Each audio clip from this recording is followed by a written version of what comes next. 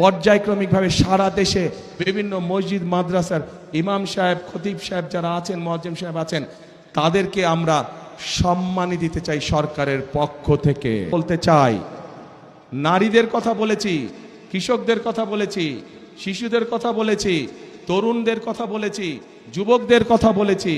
আরেক শ্রেণীর মানুষ আছে আমাদের সমাজে, যেই মানুষগুলো আমাদের জন্ম থেকে মৃত্যু পর্যন্ত আমাদের সাথে থাকেন। তারা সম্মানী মানুষ। তারা জীবনের বিভিন্ন সময় আমরা যখন বিভিন্ন মুসিবতে পড়ি, সেই সময় তারা আমাদেরকে পরামর্শ দিয়ে থাকেন।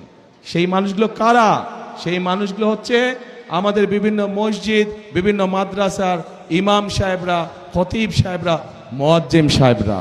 আমরা এই সম্মানী মানুষগুলোর জন্য ইনশাআল্লাহ বিএনপি সরকার গঠন করলে পর্যায়ক্রমিকভাবে সারা দেশে বিভিন্ন মসজিদ মাদ্রাসার ইমাম সাহেব, খতিব সাহেব যারা আছেন, মুয়াজ্জিম সাহেব আছেন, তাদেরকে আমরা সম্মানী দিতে চাই সরকারের পক্ষ থেকে।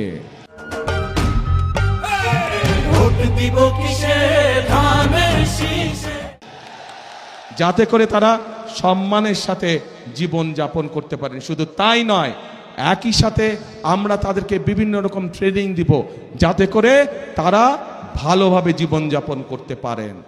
এই পরিকল্পনা ভালো লেগেছে আপনাদের কাছে?